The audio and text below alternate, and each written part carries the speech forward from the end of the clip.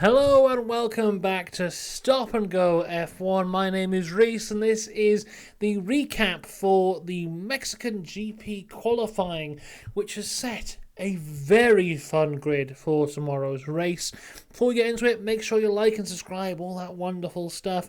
But without further ado, let's get into Q1. And interestingly, for their first laps in Q1, Russell, Hamilton and Piastri all trying to set lap times on the mediums rather than the softs in an attempt to try and save some tyres for themselves there.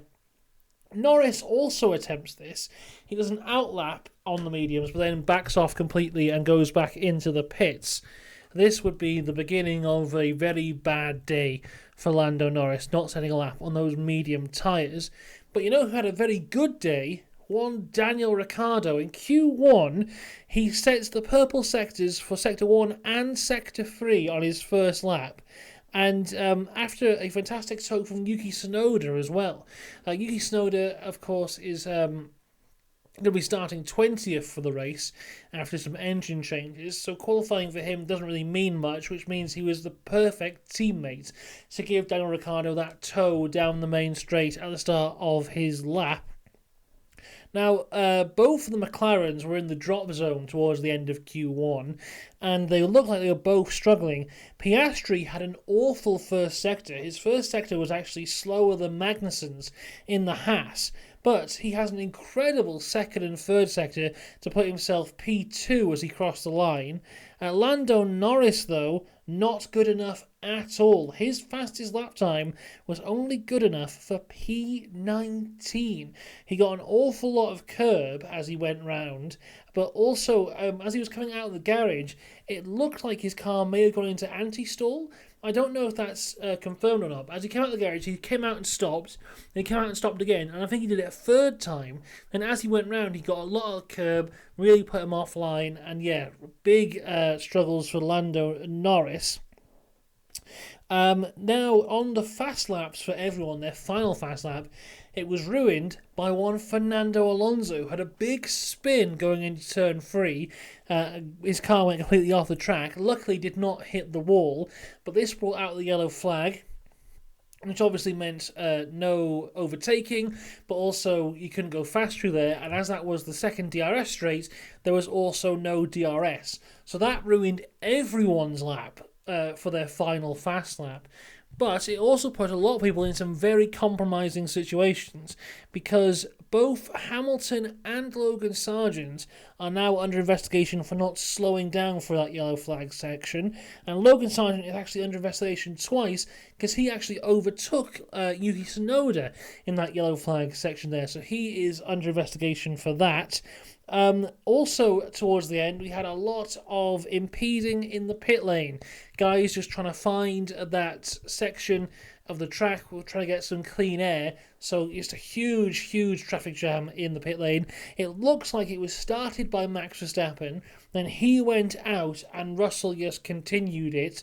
Alonso was also under investigation for impeding in the pit lane in this session as well. So he was involved in there somewhere. Now this is an interesting one because of course, we saw in Singapore Max was under investigation for impeding in the pit lane and didn't get a penalty. Now, Max was also under investigation in Singapore for impeding Yuki Tsunoda and didn't get a penalty. The stewards came out later and said that he should have got a penalty for impeding Tsunoda and didn't. But I don't know if they said about the pit lane one or not, because I'm pretty sure that George Russell did it again in Japan and got away with it. I'm pretty sure he did. So I don't think we'll see any punishment for Verstappen, Russell or Alonso for impeding in the pit lane, but I wouldn't be surprised if we saw penalties for Hamilton and Sargeant especially. Sargeant should get one for overtaking Yuki, but Hamilton for ignoring yellow flags, that's a 50-50 one. So if I was going to say who's got nailed on penalties, so we sit right here, I'd say Sargeant 100% will get a penalty, not that it will matter that much. I don't think Verstappen, Russell or Alonso will. Hamilton, I'm like 75% sure won't. So there you go. That's how I see it as we sit here right now. But those who were knocked out in qualifying in Q1, Ocon was 16th, Magnussen 17th, Stroll 18th, Sargent 19th, and Lando Norris P20 as we finish the session here. Really, really shocking qualifying for him. Started at the start of the session where he didn't get a lap time in on those mediums. They thought, well, okay, we put him on the softs, he can have one lap. Messed it up on the curb. It looked like there may be an issue with the car, as I said before. But yeah, P20 for Norris, which will become P19 due to Yuki Tsunoda's penalty. If Sargent does get a penalty as well, it'll be P18 for Norris. Not that that will be much compensation for him.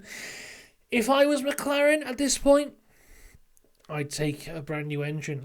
Starting from the pit lane, I mean, you're not going to lose much, and it means that for the remaining 3 or 4 races that we have, Lando will have a whole brand new engine. So I wouldn't be surprised if we saw Lando making some changes overnight as we head into the race. Right, into Q2 now, and Alex Albon is very much struggling. We saw in the practice sessions, I discussed it yesterday on the preview, but it carried on into FP3. The Williams, especially in the hands of Alex Albon, looking fantastic. But when it came to actually time to show the pace, the actual time of qualifying, really is not there at all. And he said over the radio it felt like a completely different car. Initially, he did get through into Q3, but after the stewards looked over it, he did exceed track limits on his fast time, so that was deleted. Very much struggling with the car, not just in terms of speed, but in terms of control as well. So, Zhou was originally knocked out of Q2, but does go through into 10th.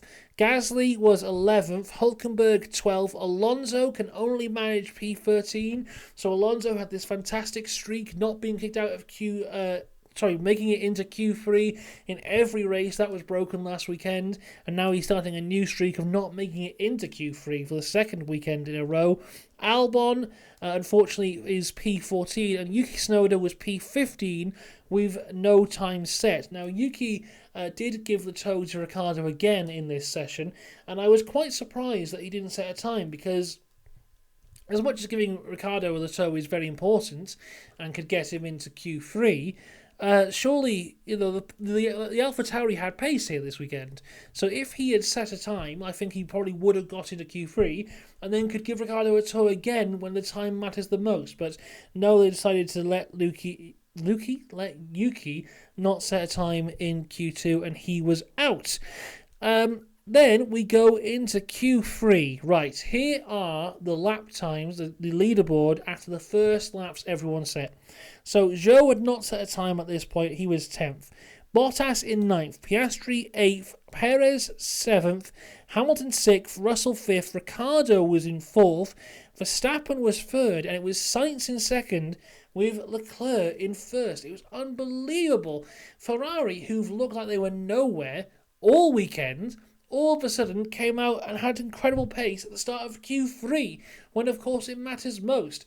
Then everyone did one more lap time there, and for some they could not improve, and this is our top 10 as it stands right now.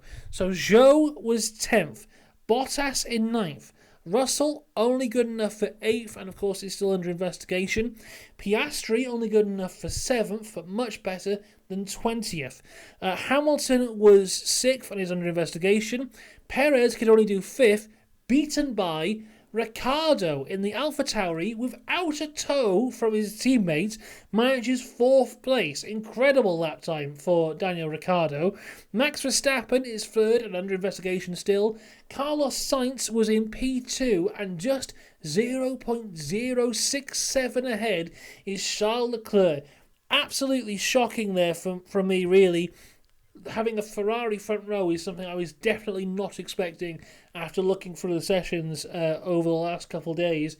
I don't think anyone's expecting it at all, because they've had no pace.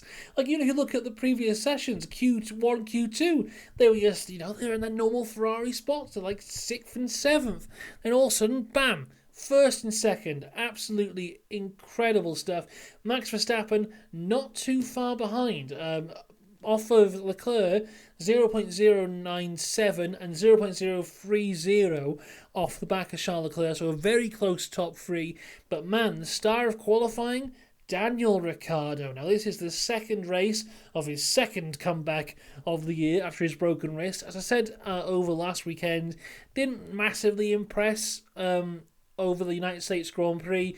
Didn't really do anything of note to really say, oh, wow, he's fantastic. But man, what a lap time from Ricciardo here.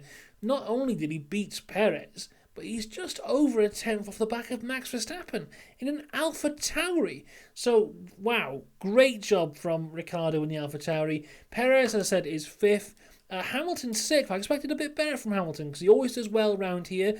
And coming out of Q2, he had a bit more pace, but only sixth for him. Piastri's in a good position in seventh. I would have expected better from him, but he can build upon here. And I think McLaren have got better race pace than they do qualifying. Russell in eighth. Then the Alfa Romeos do a great job to get both cars into Q3, and they do finish ninth and 10th. This sets up a fantastic grid for tomorrow's race as we sit here right now. The Ferrari front row, I don't expect them to be winning the race, if I'm very much honest with you, because whenever Charles Leclerc gets a pole, he doesn't really win, and Max Verstappen is right there. Daniel Ricciardo is one to watch for tomorrow. My gut says he's going backwards, but who knows with the pace the AlphaTauri is showing this weekend. Then, as you go further down, you've obviously got Lando Norris, who's massively out of place, but Yuki Tsunoda is one to watch as well. Starting from 20th, if that AlphaTauri's got pace, then my God, we could be in for something very fun here as we watch him climb up through the grid. So this is setting up for a very, very, very exciting Mexican Grand Prix. I'm quickly going to check my phone to see if any penalties have been handed out at all before I click stop recording, because I do not want to look like a fool on the video when everyone gets a penalty. My phone isn't even loading, so I think that shows there isn't much to see here. Oh, there we go. New posts. I think we're okay. Provisional grid is out. Max Verstappen is still in third. Hamilton's still there. Yeah. Looks like everything is the same as usual. Yes. Right. We'll back tomorrow to discuss the race. I'll hope to see you there. And then on Monday, we'll back here again to discuss driver ratings for what hopefully will be a very exciting Mexican Grand Prix. Until then, though, have a good one. I'll see you next time. Goodbye.